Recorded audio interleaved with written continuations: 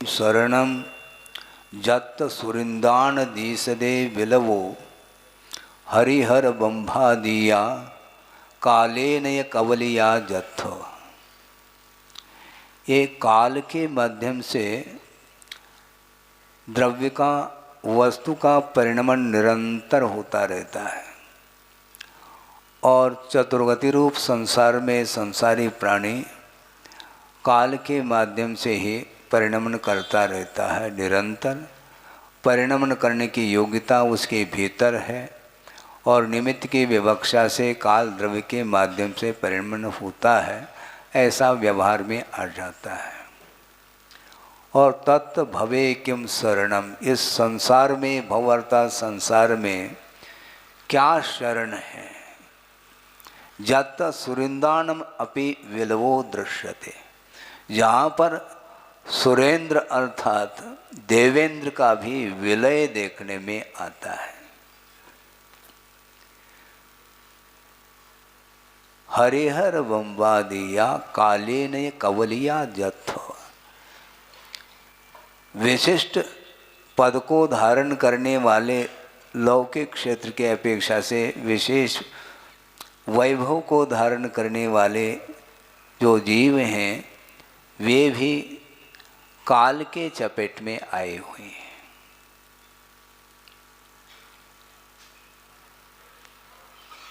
काल के माध्यम से वस्तु का जो परिणमन है, इस परिणमन को भगवान भी रोक नहीं पाएंगे, ये सिद्धांत है। हम और आपका रोकना कहाँ तक उचित है। अनंत शक्ति के धारक भगवान हुआ करते हैं, वे भी वस्तु के परिणमन को रोक नहीं पाएंगे, क्योंकि यदि वस्तु का परिणमन रुक जाएगा तो वस्तु का ही अभाव हो जाएगा। ऐसा होता नहीं।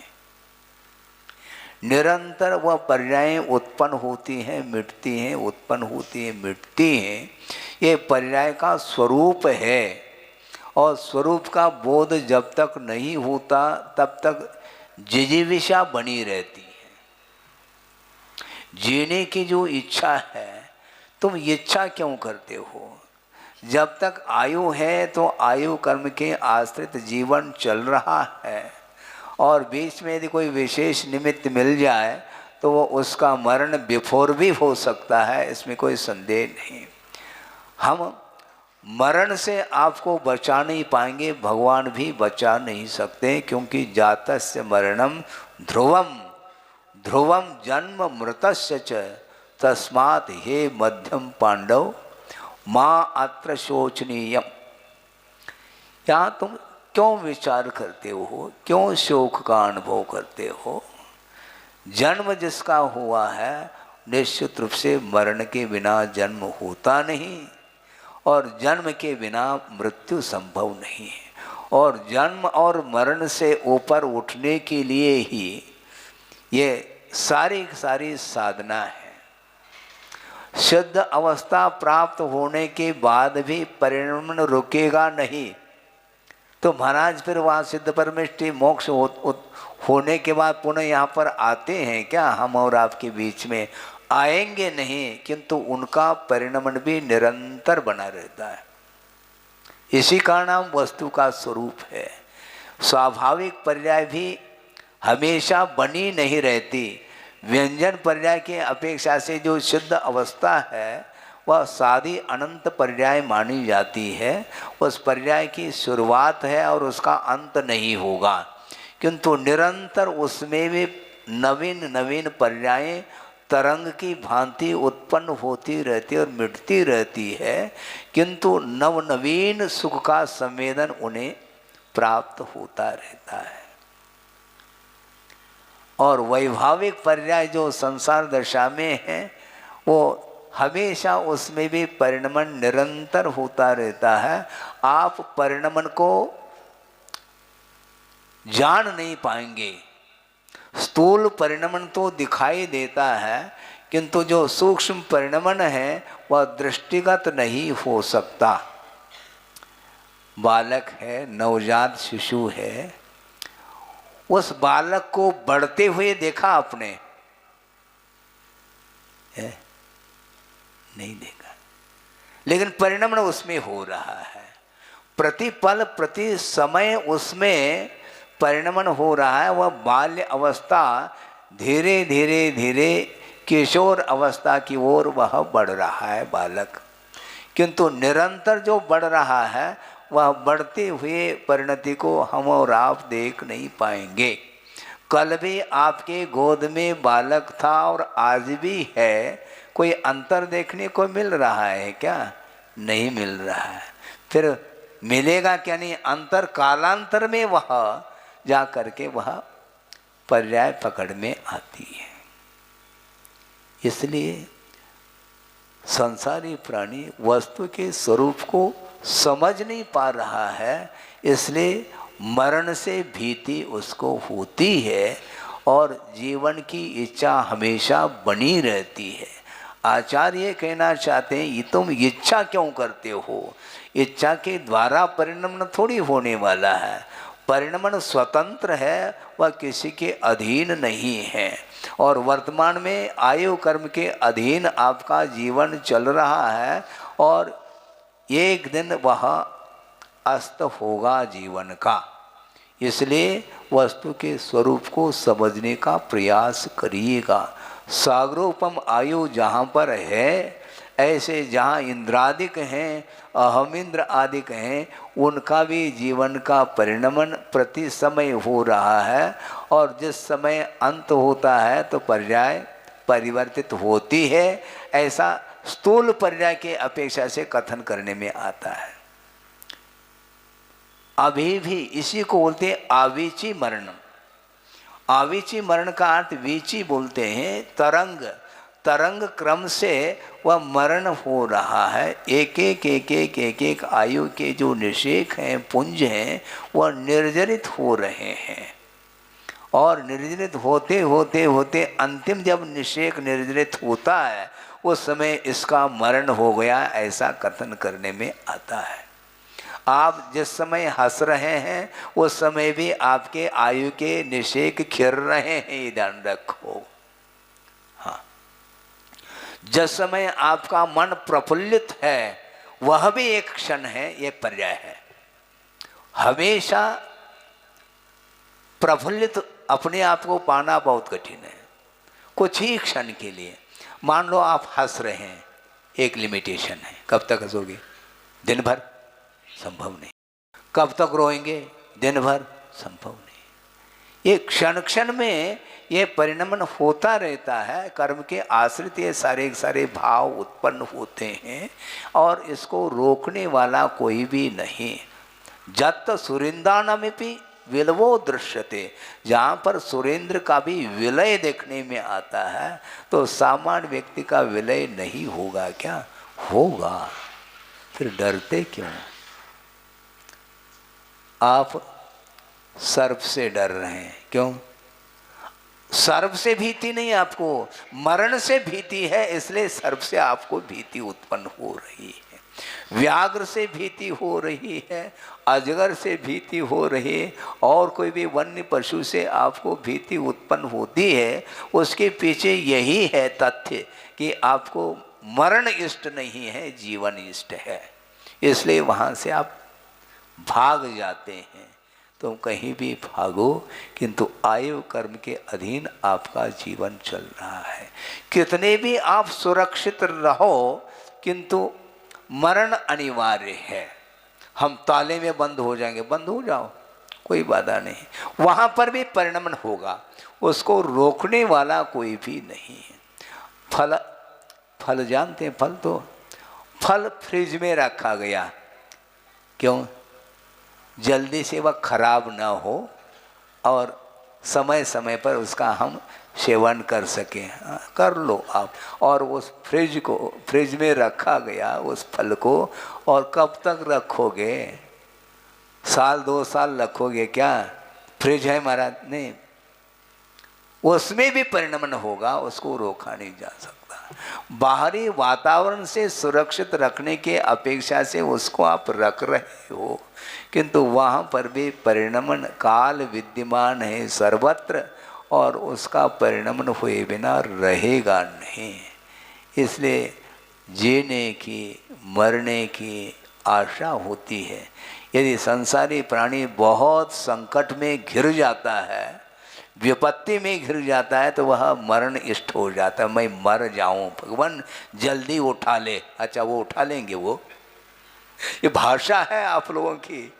जल्दी उठाने का अर्थ वह जीना उसको इष्ट नहीं है, क्योंकि वेदना भयंकर हो रही है और उस वेदना से बचने के लिए वह मरण की इच्छा रखता है। और भयानक और संकट में आ गया, मान लो आत्मघात का भी परिणाम उसके अंदर आ जाता है, ताकि किसी भी प्रकार से ये पिंड छूट जाए, यह पर्याय समाप्त हो जाए, तो शांति से दूसरे पर्याय में मैं जी सकूं। इसका अर्थ जिजीविषा अभी भी बनी है, दूसरे पर्याय में जीना चाहता है, इस पर्याय में जीने के लिए उसकी इच्छा नहीं हो रही है। तो किसी भी पर्याय में पहुंचो, वहाँ पर भी मरण होना है कालांतर में जा कर के। हालांकि देव पर्याय के लिए अमर संज्ञा मिली है, लेकिन ये ध्यान रखो, हम और आपकी अपेक्षा से उनकी आयु अधिक है, इस अपेक्षा से उसको अमर कहा, किंतु तो हमेशा बने नहीं रहते, उनको भी वहाँ से ट्रांसफ़र होना है।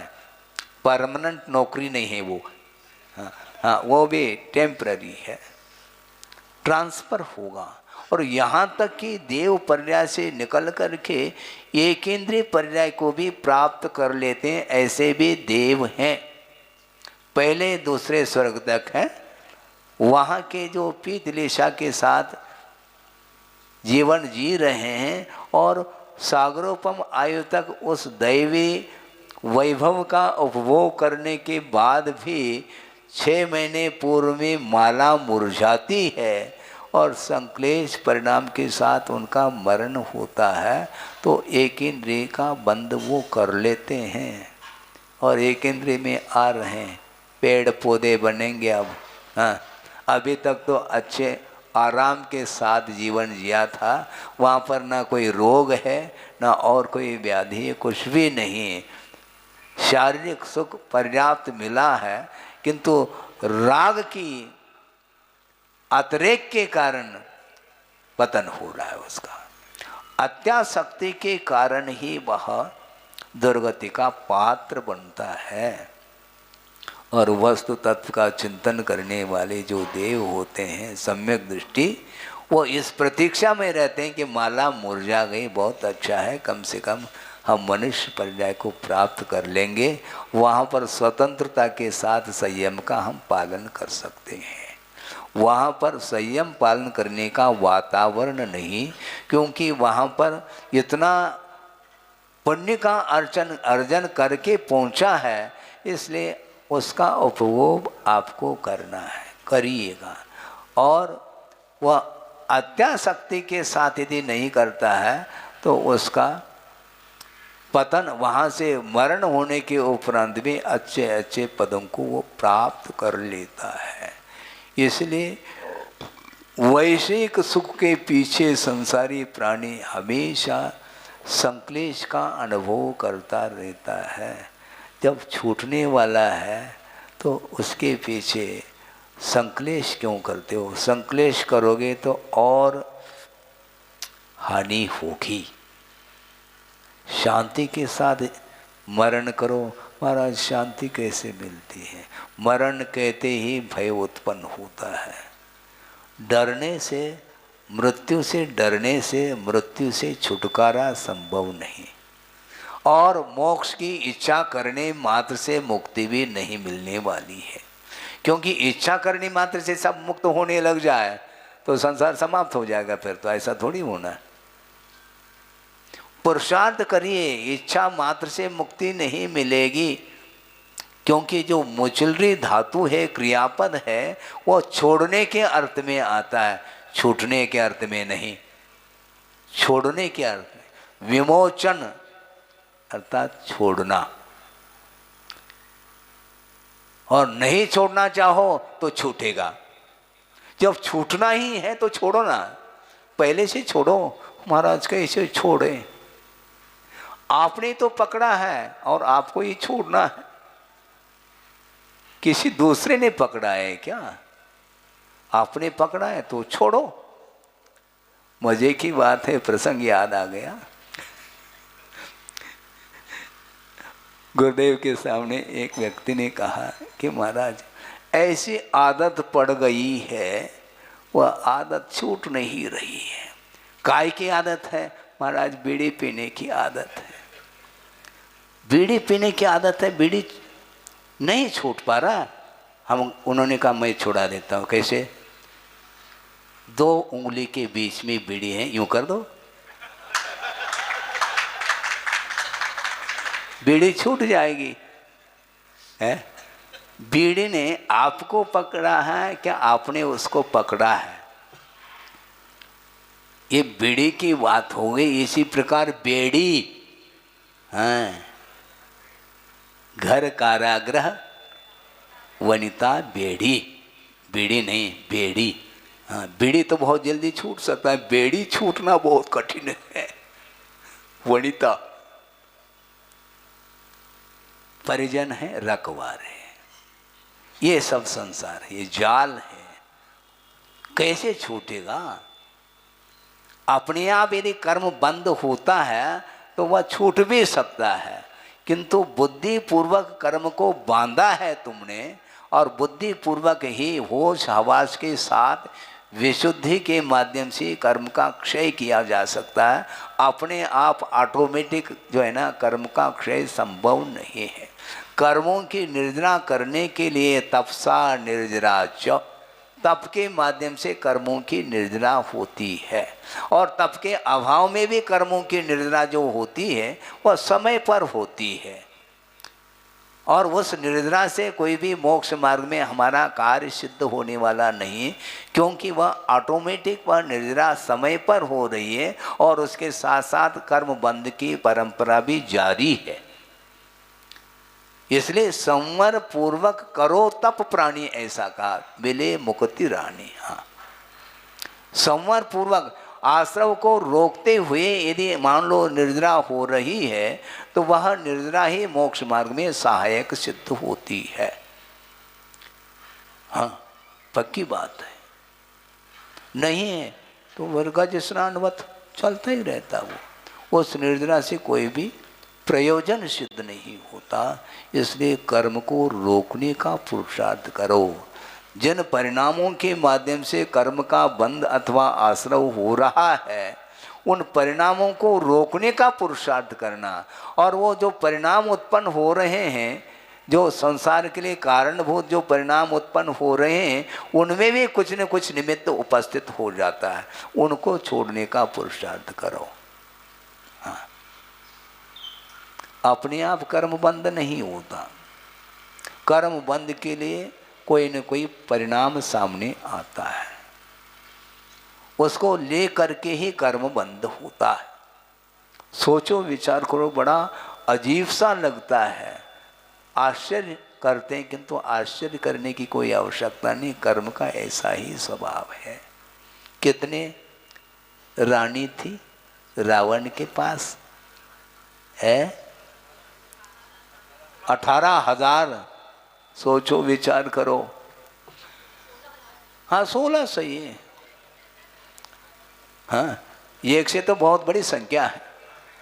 हाँ, 16,000 एक से एक सुंदर सुंदर रानी उपलब्ध होने के बाद भी उसकी दृष्टि पर स्त्री की ओर जा रही है।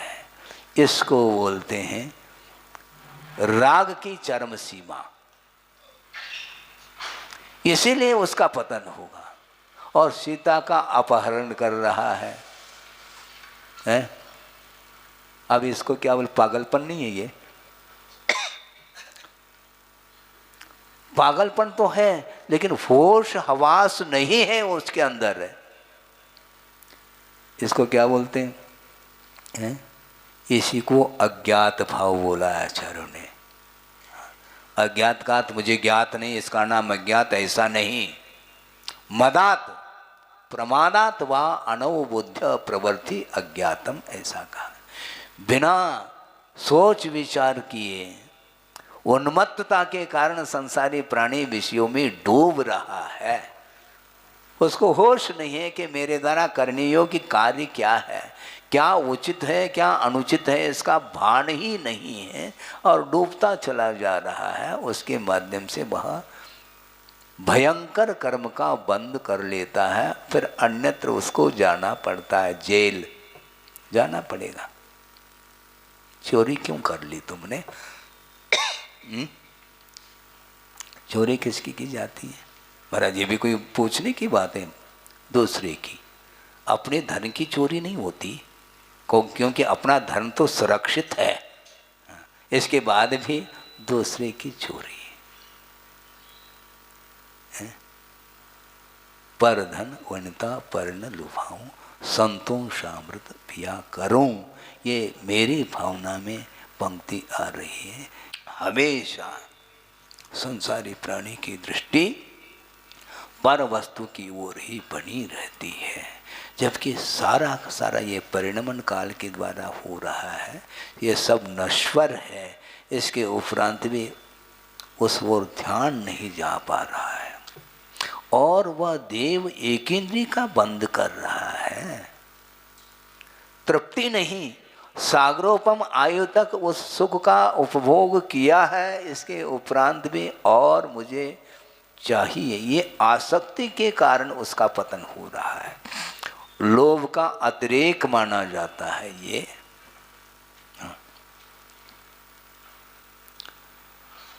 लाभात लोभो जायते, ऐसे भी कोई पंक्ति हमें पढ़ने को मिली। लाभ मिल रहा है और लोभ और बढ़ रहा है, और है। ये क्यों? तोल करके सब्जी वगैरह देते हैं और बिल्कुल तराजू बिल्कुल बराबर पाल ली है, इसके उपरांत भी दो और डाल दो। और क्यों? और डालना है तो पैसा दे दो ना, क्या बात हो गई? 1 किलो तुमने तोल लिया है, ऊपर से क्यों? ये नीचे से आजू बाजू से ऊपर से क्यों भाई? और चाहिए तो 2 किलो ले लो, इसमें क्या दिक्कत है? नहीं, फ्री में, फ्री है, फ्री में है तो चले जाओ तुम फ्री में यहाँ से। मुफ्त में चाहता है और मुक्ति भी चाहता है, दोनों बातें हैं, समस्या खड़ी हो गई है। मुफ्त चाह रहा है और मुक्ति भी चाह रहा है? हाँ, अनंत बार खरीदा है, ध्यान रखो। इस भाव में खरीदा या नहीं खरीदा ये बाद की बात है, लेकिन जो खरीद रहा है उसको देखा जरूर है, हैं? पहले इसी प्रकार आंगन में जो है ना ले करके आते थे टोकरी भर करके, और गाजर मूली आदि आदि नीचे चलता था, और ऊपर से और कोतमीर अर्थात धनिया का पत्ता थोड़ा। और ये इच्छा इसकी समाप्त नहीं होती, और की जो भूख है इसकी वह बनी रहती है। बहुत कठिन काम है। पुरुषार्थ क्यों नहीं करना चाहते हैं? अच्छा, हम ये पूछना चाहते हैं, दुकान में आया है और 100 रुपये का नोट ले करके आया है और कुछ खरीद लिया, फिर बाद में वापस आप पैसे नोट दे रहे हैं, जितना शेष है उतना दे, एक आधा और दे दो ना नोट, तो तुम दोगे क्या? 10 रुपये का माल खरीद लिया और 90 रुपये वापस कर रहे हैं, एक और 5 का नोट दे दो ना, बहुत सारे आपके पास है। नहीं, फिर वो क्यों देगा तुम्हारे लिए गाजर मूली? लेकिन होता है ऐसा ही, स्वयं दूसरे को देना नहीं चाहता, लेना पसंद है इसको। ये सब हो रहा है क्या? नहीं महाराज, हो रहा है। आपने कहा, आपने कैसा खरीदा तो है नहीं, क्यों नहीं खरीदा? सब खरीदते, अनंत काल से वही करते आए हैं। नहीं करने योग्य कोई यदि कोई कार्य बचा है, ऐसा कोई भी कार्य नहीं है जो अभी तक नहीं किया हो, यदि बचा है तो मोक्ष उसको अभी तक प्राप्त नहीं किया। कुछ ऐसे भी पर्याय हैं जिनको अभी तक प्राप्त नहीं किया, जैसे सर्वार सिद्धि के अहमेंद्र नहीं बन पाए, क्योंकि एक भवावतारी होते हैं वो, सीधा यहाँ करके मुक्त हो जाएंगे, अभी तक नहीं हुई है। लौकांतिक नहीं बन पाए, सौधर्म इंद्र नहीं है, सौधर्म इंद्र की इंद्राणी नहीं बने, शची है। हाँ बिल्कुल, ये केवल इन्हीं को उपदेश देने, क्या आपको भी तो देना पड़ेगा है।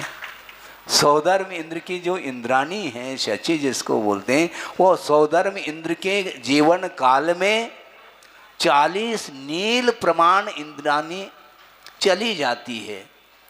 40 नील, हाँ बहुत होता है, क्योंकि उसकी आयु पल्योपम में है 5 पल्य है, और 10 कोड़ा कोड़ी अद्धा पल्य का 1 सागर होता है। क्या हुआ? कोड़ा कोड़ी किसको बोलते हैं महाराज?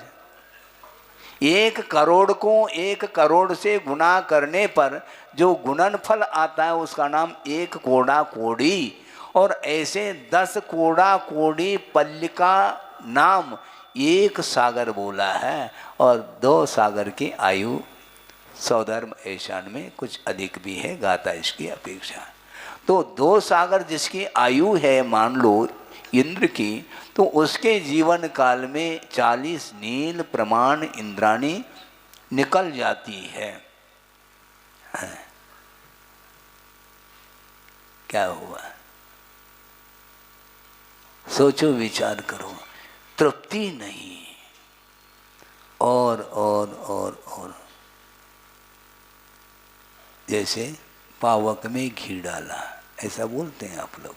पावक अर्थात अग्नि है, अग्नि में आप घी डालते चले जाओ, तेल डालते चले जाओ, अग्नि बुझेगी नहीं। अग्नि कभी भी शांत नहीं हो सकती है। यदि अग्नि को शांत करना है तो ईंधन डालना बंद कर दो, बस अपने आप। अत्रणे पतित वन्य स्वयमेव विलीयते कहते हैं। जहाँ पर ईंधन नहीं वहाँ पर यदि अग्नि है तो बहुत जल्दी वह शांत हो जाती है। उसी प्रकार ये ईंधन डालता चला जाता है, इसकी इच्छा समाप्त नहीं होती है, इसलिए परिणमन इस प्रकार होता चला जा रहा है। सागरोपम आयु तक उपभोग करने के उपरांत भी तृप्ति बिल्कुल नहीं, और यहाँ आने के उपरांत पुनः देव पर्याय को प्राप्त करने की इच्छा रखता है। इसको निदान बोलते हैं, भावी भोगाकांक्षा निदानम। इसका अर्थ क्या है? थोड़ा सा खोल तो दे। भावी भोगाकांक्षा, भावी का अर्थ क्या? भविष्य। भविष्य का अर्थ क्या है? कल की इच्छा करना, ये भविष्य नहीं।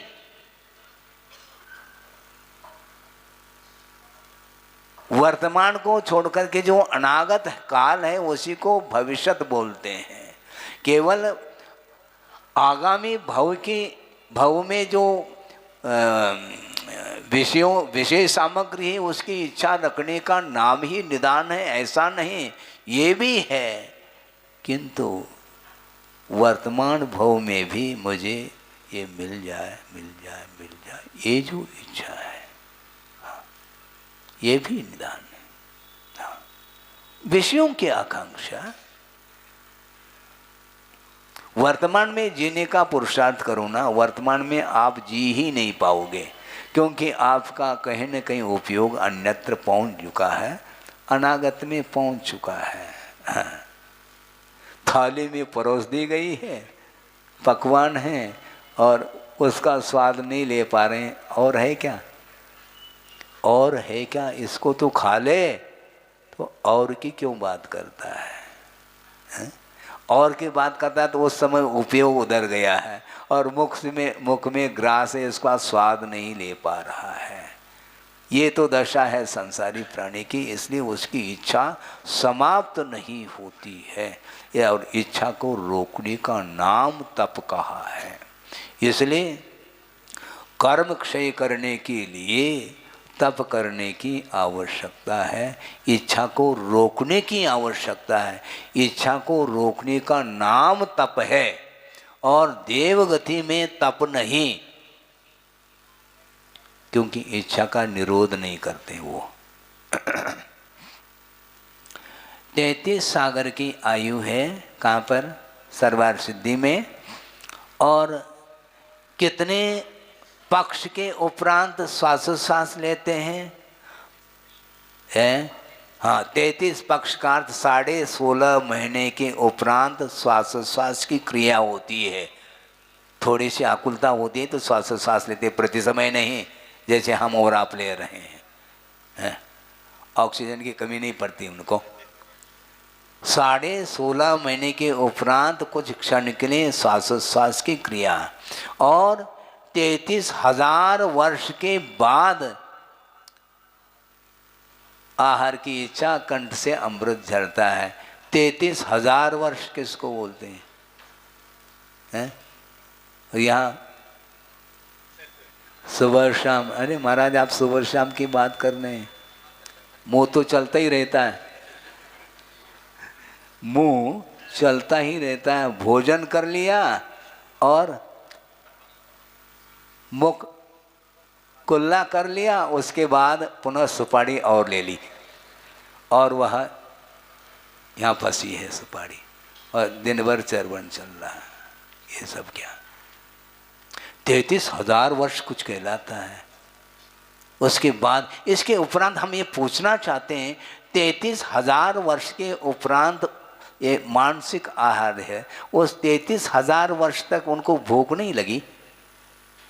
नहीं, इच्छा नहीं है तो तप काय का?